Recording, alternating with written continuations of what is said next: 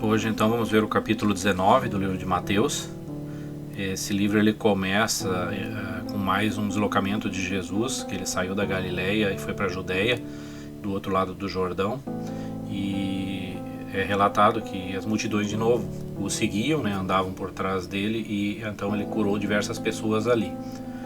Na sequência, Jesus é interpelado pelos fariseus que vieram lhe testar com relação ao divórcio, e eles vêm e perguntam para Jesus se seria lícito ao marido repudiar a sua mulher por qualquer motivo. Aí Jesus lhe responde que Deus criou o homem e mulher para que eles fossem um só, e assim foi desde o princípio.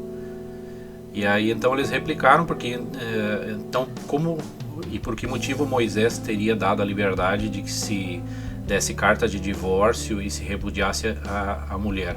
E aí Jesus responde: é por causa da dureza do coração dos homens, porque não querem obedecer. E de novo aqui eu trago aquela figura de linguagem que eu já usei.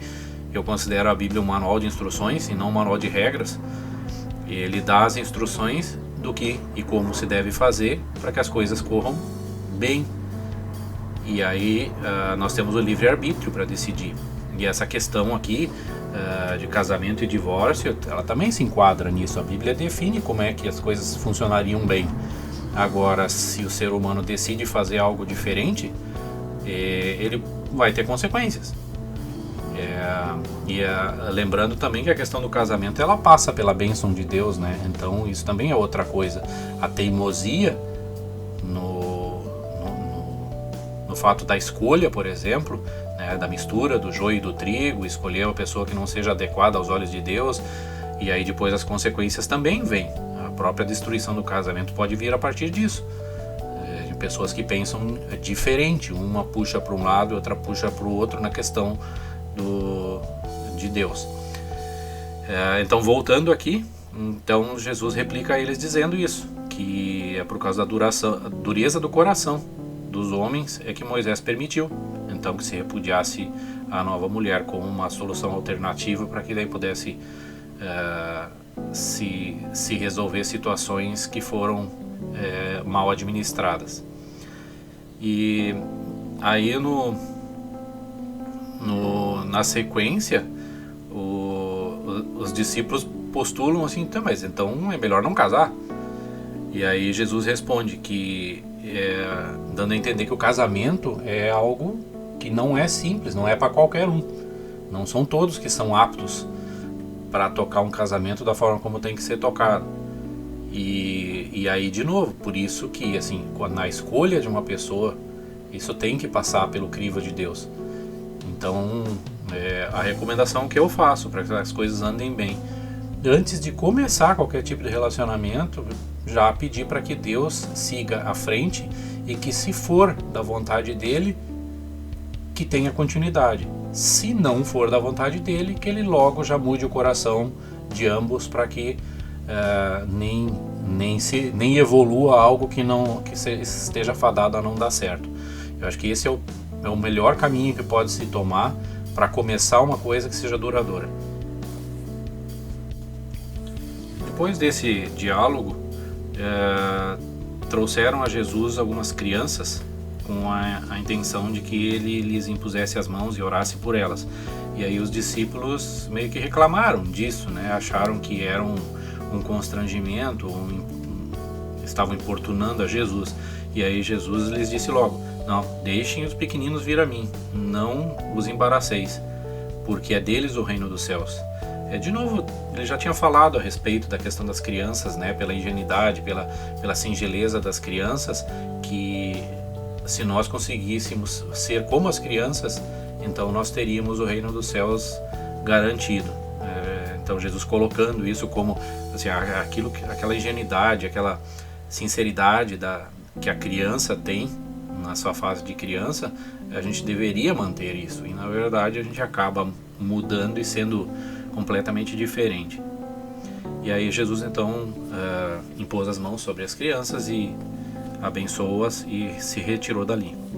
Daí aproximou-se dele então um jovem que era muito rico, e interpelou a Jesus o que ele precisaria fazer para alcançar a vida eterna, né? E o que ele poderia fazer de bom. E aí Jesus diz: bom só existe um. No entanto, se tu quiser entrar na vida eterna, então guarda os mandamentos. E aí o jovem esse perguntou quais, e aí Jesus relatou os mandamentos, né? E aí o jovem disse assim: tudo isso aqui eu faço. Então aí Jesus, conhecendo o jovem, né, sabendo quem ele era e onde estava o coração dele, tocou na ferida. Aí Jesus disse assim: então, para ser perfeito, vai, vende tudo que tu tem, dá para os pobres, e aí tu vai arrecadar um tesouro no céu. Aí vem e me segue. Só que aí no momento em que Jesus tocou na ferida dele, aí o jovem se retraiu. Ele era dono de muitas posses, de muitas propriedades, e não queria se desfazer disso. Então ele escolheu as riquezas onde estava o seu coração.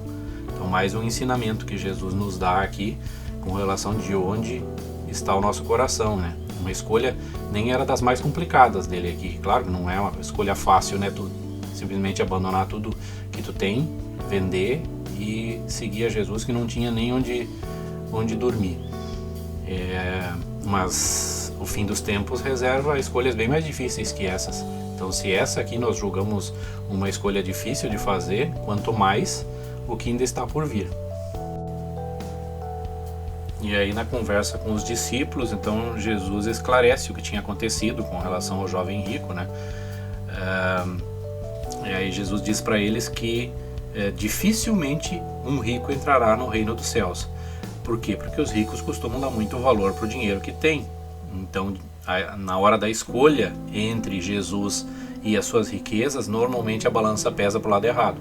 Por isso que ele não diz que é impossível, mas ele diz que é muito difícil, porque a regra normalmente costuma ser essa.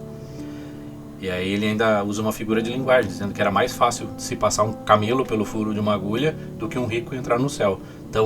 Tão difícil é alguém que possua posses, riquezas, lidar com isso e ainda colocar Jesus acima disso, né?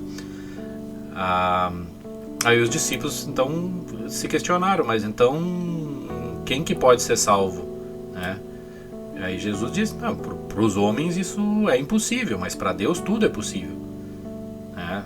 Já fazendo referência de que ele estava ali para morrer pelos nossos pecados, então com base no arrependimento as pessoas poderiam ser salvas, né? Aí Pedro menciona que eles, por exemplo, deixaram tudo para trás e seguiram a Jesus,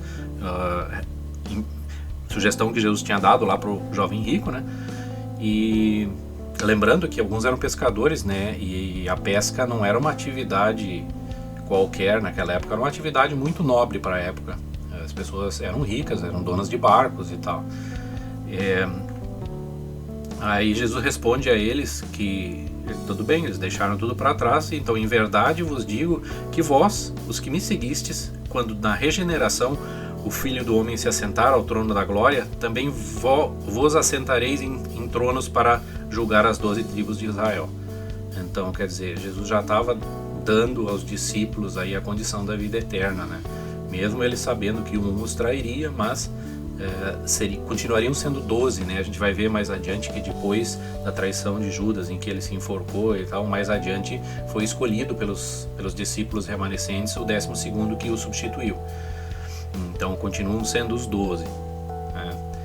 E Jesus conclui o capítulo dizendo então que muitos primeiros serão os últimos e os últimos serão primeiros, porque quem deixou outras coisas em amor a Jesus terá isso em muitas vezes mais quando herdar a vida eterna, né? E aí sejam posses, sejam riquezas, dinheiro, amigos, né? Então essa é a colocação que Jesus faz, finalizando então o capítulo 19.